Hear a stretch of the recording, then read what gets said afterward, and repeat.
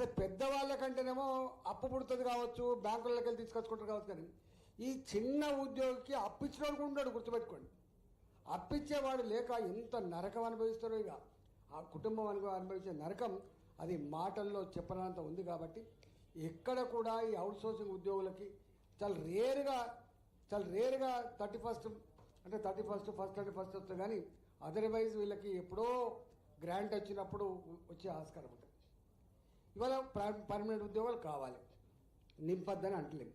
కానీ ఇక్కడ వీళ్ళు ఎప్పుడైతే ఒక వర్క్లో అలవాటు అయిపోతారో, వీళ్ళు చూస్తూ ఉంటే సైకలాజికల్గా ఏముంటుందంటే, ఈ ఒక వైద్య శాఖలో ఒక వర్క్లో ఇన్వాల్వ్ అయితే ఇక అదే ఉంటుంది. మళ్ళీ చదువుకోవాలి, మళ్ళీ ఎగ్జామ్ రాయాలి, మళ్ళీ నౌకరు కొట్టాలంటే చాలా తక్కువ మంది ఉంటారు.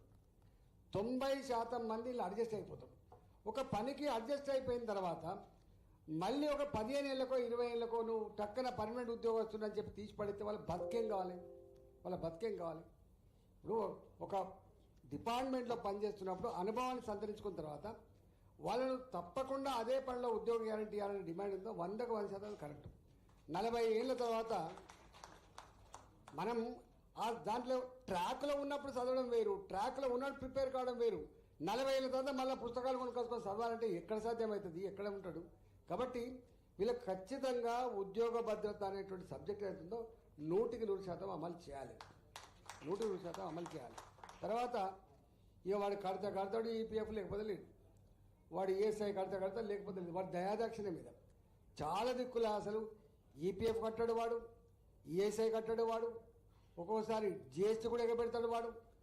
గవర్నమెంట్ ఇచ్చే పైసలు కూడా గవర్నమెంట్ కట్టకుండా, అంటే కార్మికుల కోసం కట్టకుండా ఎగబెట్టేటువంటి ఏజెన్సీలు ఎన్నో ఉన్నాయి. వాళ్ళ మీద చర్యలు లేవు, అసలు ఎవరు పట్టించుకుంటూ లేడు. అందువల్ల ఇవాళ ఈపీఎఫ్ కానీ ఈఎస్ఐ కానీ జిఎస్టీ ఉండదు అంటున్నాం మనం. జిఎస్టీ క్వశ్చన్ ఉండదు అంటున్నాం మనం. గివిల మీద జిఎస్టీ ఏముంటుంది?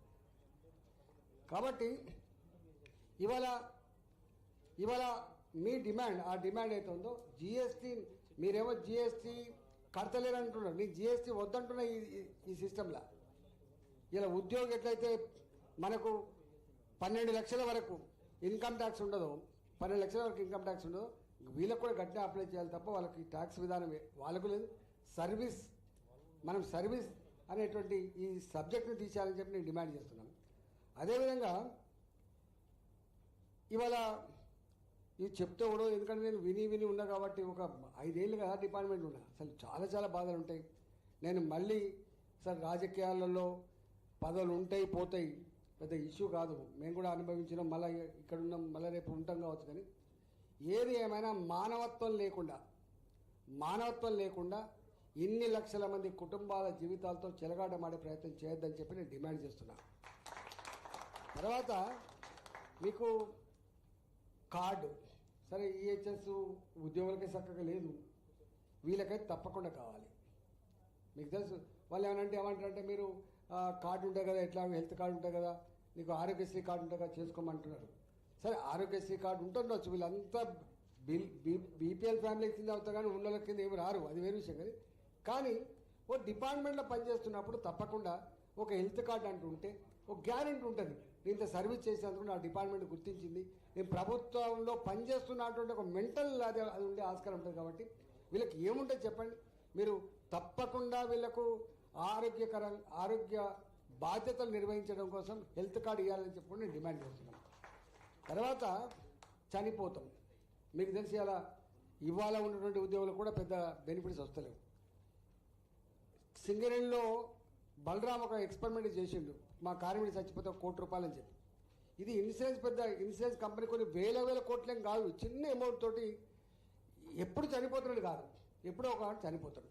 ఆ చనిపోయిన కుటుంబం దిక్కులేని కుటుంబంగా బజార్లో పడద్దనేది వాళ్ళ కోరిక. కాబట్టి ఇలా ఇన్సూరెన్స్ స్కీమ్ వాళ్ళకి ₹5 లక్షల ₹10 లక్షల కాకుండా ఇవాళ ఆరోగ్యపరంగా హెల్త్ సమస్యలతో చనిపోతేనేమో దానికి ఎక్కువ డబ్బులు కట్టాల్సి ఉంటుంది. కానీ ప్రమాద బీమా ఏదైతే ఉందో ఆ ప్రమాద బీమాలో ₹50 లక్షల ₹1 కోటి కనుక ఉంటే విధి నిర్వహణలో భాగంగా ఎప్పుడైనా చనిపోతే ఆ కుటుంబాలు రోడ్ల మీద పడకుండా ఉండే ఆస్కారం ఉంటుంది. కాబట్టి తప్పకుండా వాళ్ళకి ఇన్సూరెన్స్ పాలసీ అమలు చేయాలని చెప్పి నేను డిమాండ్ చేస్తాను. ఇది ₹1,000 కోట్ల సంబంధించిన కాదు, చాలా చిన్న అమౌంట్తో అయ్యేటువంటి ఆస్కారం ఉంది. కాబట్టి దాన్ని కూడా చేయాలని చెప్పి కోరుతాను. ఎప్పుడు మీరు చిక్కుడు ప్రభాకర్ జీవితాంతం కొట్టాల్సిందే. ఎందుకంటే ఓడ్డెక్కేదాకా ఓడమల్లప్ప, ఓడ్డెక్కినాక బోడమల్లప్ప. మనం వీడిని దించి వాణ్ణి తెస్తాం, వాణ్ణి దించి మళ్ళీ వీడిని తెస్తాం. ఇదే బాధ తప్ప ఎవడు కూడా కనీసం ఏంది అసలు ఇవి అత్యంత దుర్మార్గంగా కొనసాగుతూ ఉంది. ఇది బాధ అనిపిస్తుంది. కానీ మనం ఏం చేయలేమని అనుకోవద్దు. కానీ తప్పకుండా చేసే రోజులు వచ్చినప్పుడు చేయాలి. తప్పకుండా మీరు ఆలోచన చేయాలి. మనం ఐక్యం కావాల్సిన అక్కర ఉందని చెప్పి తెలియజేస్తూ నేను చివరిగా నాకు ఇంకొక మీటింగ్ ఉంది కాబట్టి దాసీను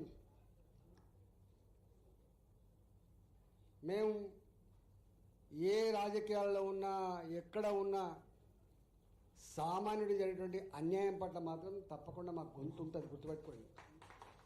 పదవుల కోసం పెదలు మూసుడు గిన్నెలు ఉంటాం కాబట్టి పోము గల్లు క్వశ్చన్ లేదు. గట్లుంటే ఇక్కడ రాము మేము.